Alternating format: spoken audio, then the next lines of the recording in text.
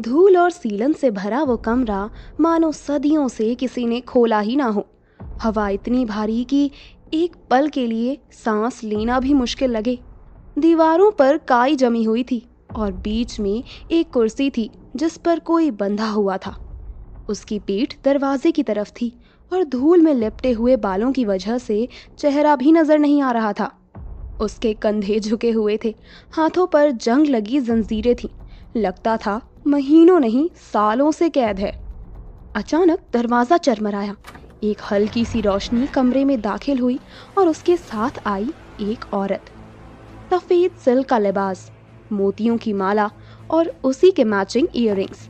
चेहरे पर उम्र का असर तो था, लेकिन रुतबा ऐसा जैसे किसी जमाने की महारानी हो। वो भीतर आई, अपनी नाक पर रुमाल रखते हुए। इस जगह की बदबू शायद उसके बर्दाश्त के लायक नहीं थी। उम्र दराज महिला ने नफरत भरी नजर डाली और कड़क आवाज में बोली, तुम्हें लगता है तुम्हारे उस गुनाह के बाद हम तुम्हें कभी छोड़ेंगे? कभी नहीं। तुम हमारे खानदान की बर्बादी की जड़ हो। तुम्हारे वजह से हमने अपने वंश की तबाही देखी है, अब और नहीं। वो थोड़ा झुकी, उनकी आंखों में ठंडा जहर उतर आया। भूख प्यास से मर जाओ, हमें फर्क नहीं पड़ता। तुम वो राज हो जो हमेशा इसी कमरे में दफन रहेगा और इन्हीं अंधेरी दीवारों में गुम हो जाएगा। इतना कहकर उसने दरवाजा जोर से बंद किया और चली गई। उस कुर्सी पर बंधे शख्स ने उठने की कोशिश की और जंजीरों को खींचते हुए उसे देखता रहा। एक दिन तुम मुझे यहाँ से बाहर निकालोगी और इस दिन तुम चाहो या ना चाहो, श्राप फिर से शुरू होगा। इधर वहां से मीलों दूर एक शादी का घर। लाल शादी के जोड़े में खड़ी काशवी की आंखें नम थी। आज उसकी शादी थी और उसे अपनी स्वर्गवासी माँ की बहुत याद आ रही थी। तभी दरवाजे से कांपती हुई आवाज आई, काशवी। दरवाजे पर एक अधेड़ उम्र की औरत खड़ी थी। ये काशवी की सौतेली माँ मेघना थी। काशवी ने देखा वो परेशान है। काशवी ने पूछा, माँ क्या हुआ, आप इतनी परेशान क्यों हैं? मेघना जी कमरे में आई और दरवाजा बंद कर दिया। उसकी सांसें तेज हो रही थी। काशवी, मुझे तुमसे कुछ बात करनी है, जिंदगी और मौत का सवाल है ये, उसने फुसफुसाते हुए कहा। काशवी ने उसे हैरानी से देखा। क्या मतलब है आपका? मेघना जी बोली। मैं तुम्हें एक राज बताने आई हूँ, सौम्या माँ बनने वाली है। काशवी को मानो करंट लगा, उसके पैरों तले जमीन खिसक गई। क्या? ये आप क्या कह रही हैं माँ?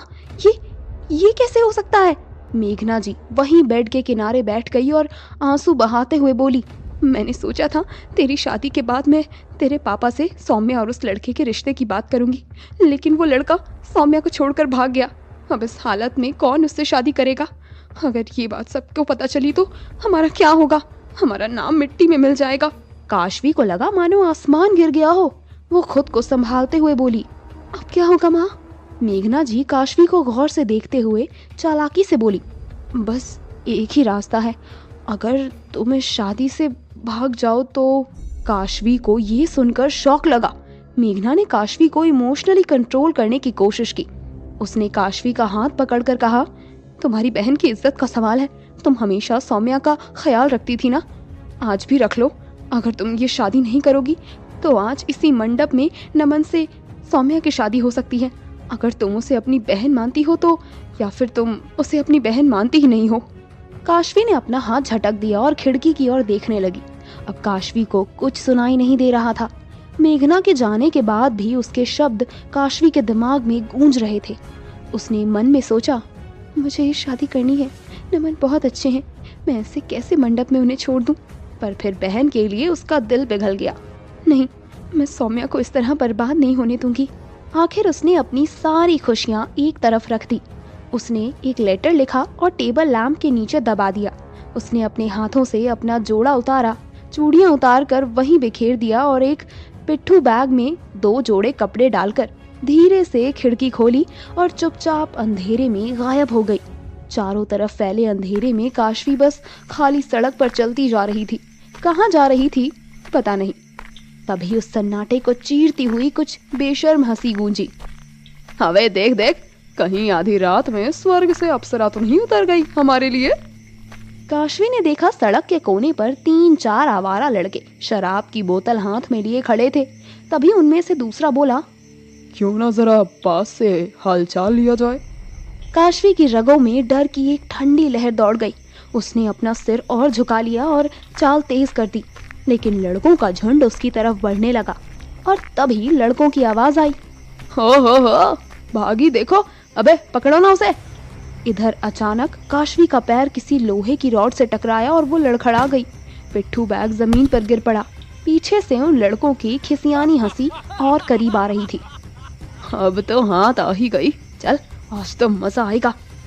काशवी ने किसी तरह बैग उठाया और तेजी से आगे भागी और बचते बचाते स्टेशन तक पहुंच गई थी। उसका दिल जोर जोर से धड़क रहा था। चारों तरफ उसे लग रहा था जैसे सबकी नजरें उसी पर टिकी हों। तभी उसकी नजर एक ट्रेन पर पड़ी जो धीरे धीरे प्लेटफॉर्म से आगे बढ़ रही थी। घबराई हुई काशवी बिना कुछ सोचे समझे उसकी तरफ दौड़ पड़ी। एक एक करके उसने हर डिब्बे के दरवाजे पर कोशिश की, लेकिन सारे गेट बंद थे। उसकी हताशा बढ़ रही थी। तभी उसने देखा कि एक कोच के बाहर एक आदमी खड़ा है। उसके हाथ में 2 बड़े सूटकेस थे और शरीर से वो काफी हट्टा कट्टा लग रहा था। उसने काले रंग के फिटिंग कपड़े पहन रखे थे, कान में ब्लूटूथ लगा रखा था, बिल्कुल किसी बॉडीगार्ड जैसा। काशवी तेजी से बढ़ी और उसके पीछे पीछे कोच में चढ़ गई। जैसे ही वो अंदर पहुंची, ट्रेन ने स्पीड पकड़ ली और प्लेटफॉर्म पीछे छूट गया। वो आदमी अचानक काशवी को देखकर रुक गया। उसकी नजरें काशवी पर ऊपर से नीचे तक चली गई। उसने सख्त लहजे में कहा, लड़की तुम कौन हो, यहाँ कैसे आ गई? काशवी घबराते हुए बोली, प्लीज मुझे थोड़ी देर के लिए रुकने दीजिए, बाकी सारे डिब्बे बंद थे, इसलिए मजबूरी में यहीं आना पड़ा। आदमी ने शक भरी निगाह से उसे देखा और कहा, तुम जानती भी हो ये ट्रेन किसकी है? ये ट्रेन हमारे युवराज की है। इसमें ऐसे किसी मामूली इंसान को आने की इजाजत नहीं है।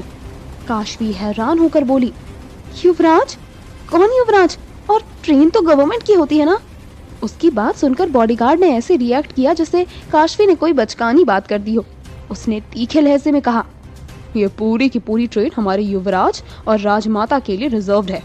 उसके इतना कहते ही पीछे से किसी शोर की आवाज आई। बॉडीगार्ड ने अपने सूटकेस वहीं छोड़ दिए और तेजी से उस तरफ बढ़ गया। अंदर से किसी लेडी की चीखने की आवाजें आ रही थी और काशवी के कदम अपने आप उस तरफ बढ़ गए। उसने देखा वो केबिन अपने आप में किसी 7 स्टार की स्वीट से कम नहीं था। उसमें लग्जूरियस चीजें रखी गई थी और उसके आलीशान बेड जैसे सीट पर एक लड़का छटपटा रहा था और लगभग 70 साल की एक बुजुर्ग लेडी उसे संभाल रही थी। आसपास 3-4 लोग थे जो बॉडीगार्ड जैसे लग रहे थे। वो सब सामान में कुछ ढूंढ रहे थे। तभी वो बुजुर्ग लेडी ऊंची आवाज में बोली, जल्दी कीजिए, क्या कर रहे हैं आप लोग? इंजेक्शन ढूंढिए, विधान की हालत बिगड़ रही है। ये कहकर वो गुस्से में खड़ी हो गई और बोली, हटिए आप लोग, आप लोगों के बस का कुछ नहीं है, हम ही ढूंढते हैं।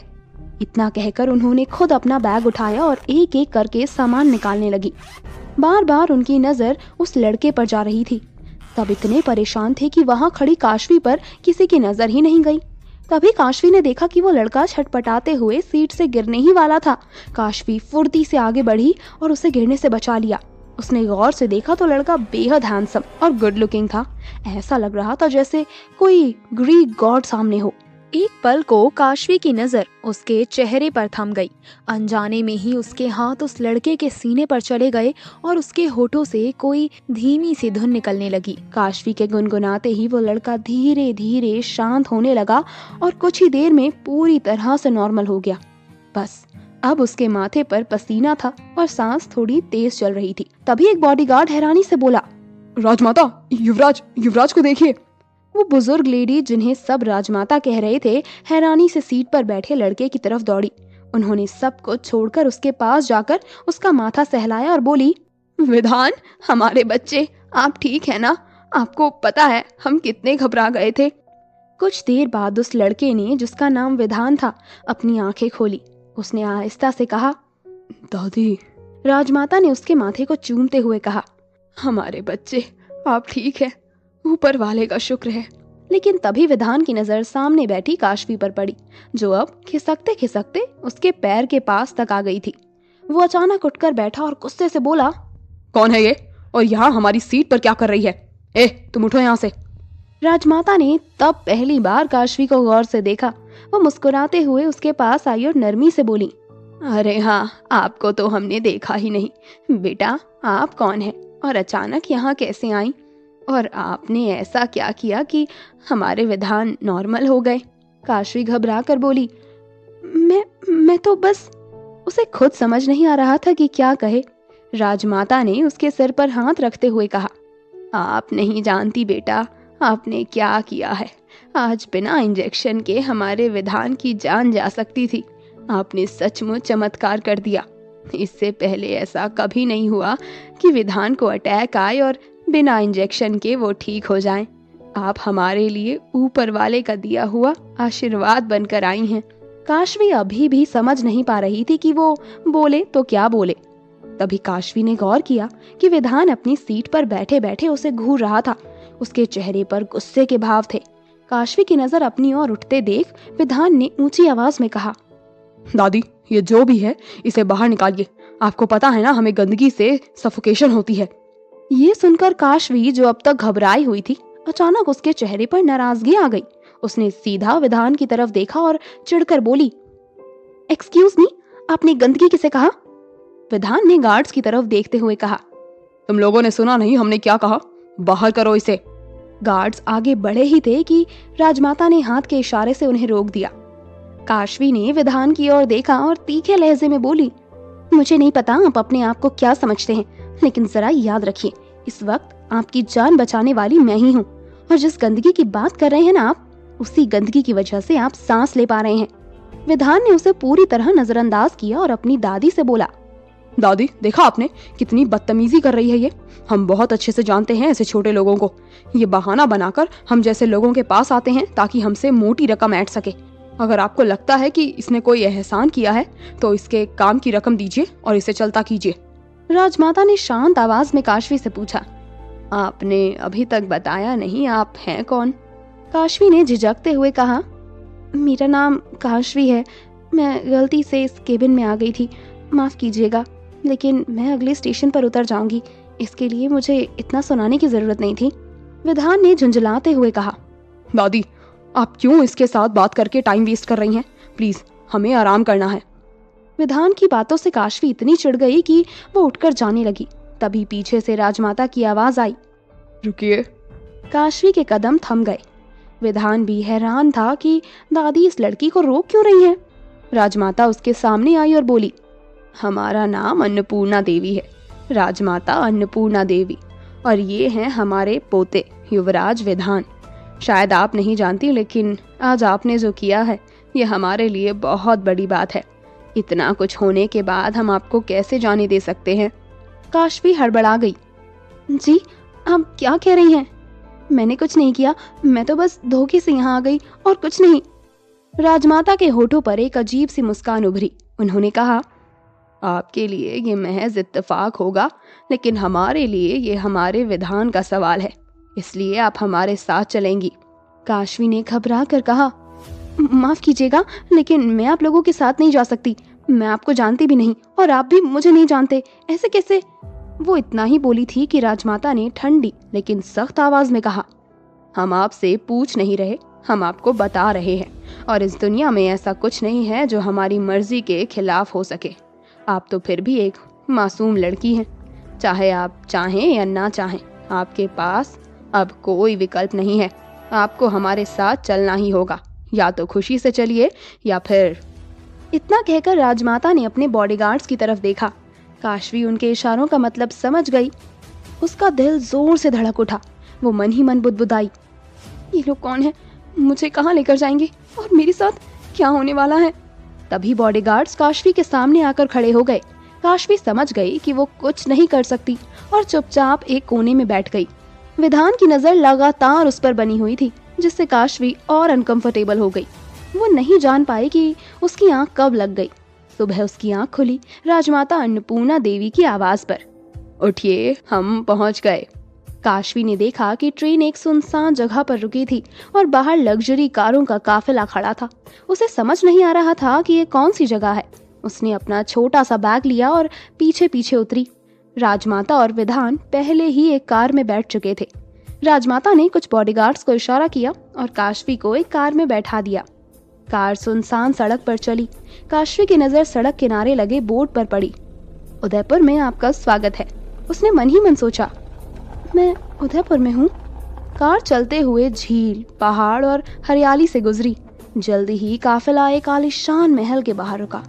काशवी हैरानी से बोली, ऐसे होते हैं महल? आज तक तो मैंने सिर्फ फिल्मों में देखे थे। तभी पीछे से राजमाता की आवाज आई, हमारे घर में आपका स्वागत है। आज से ये आपका भी घर है। काशवी राजमाता की ओर देखकर फिर महल की तरफ देखने लगी और मन ही मन बोली, घर? इस जगह को घर क्यों कहेंगे? यहाँ तो आराम से 20-22 कॉलोनियां बन सकती हैं। तभी उसने देखा सामने से एक 26-27 साल की खूबसूरत लड़की अपने हील्स पर चलती हुई आ रही थी। उसके साथ 40-45 साल की महिला भी थी। दोनों महंगी साड़ियों और गहनों से ढकी हुई थी। उस लड़की के हाथ में आरती की थाली थी। वो लड़की आई, राजमाता के पास झुकी और बोली, दादी साहब, आपका स्वागत है। आपके बिना तो ये महल जैसा तो लगता ही नहीं। आप जानती नहीं हम आपको कितना याद कर रहे थे।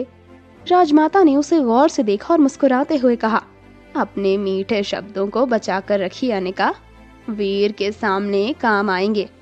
इतना बोलकर वो अंदर की तरफ बढ़ गई। अनिका थोड़ी अनकंफर्टेबल हुई, फिर विधान की तरफ देखकर बोली, वेलकम भाई साहब।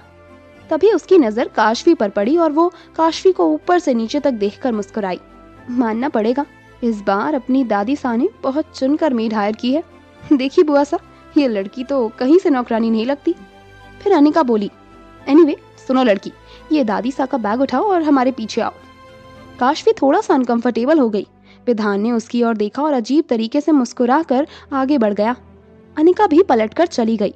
काशवी गेट पर खड़ी होकर सोचने लगी, नौकरानी? मैं यहाँ नौकरानी बनने आई हूँ? क्या वाकई में काशवी की किस्मत उसे नौकरानी बनाकर छोड़ेगी? आखिर राजमाता का क्या इरादा है काशवी को लेकर? क्या काशवी के फैसले ने सच में बचाई है उसकी बहन की जिंदगी, या खुद को फंसा लिया है किसी चाल में? क्या विधान अपनी दादी का फैसला मान लेगा और काशवी को महल में रहने देगा, या काशवी को लेकर होगी कोई बगावत? जानने के लिए सुने अगला एपिसोड।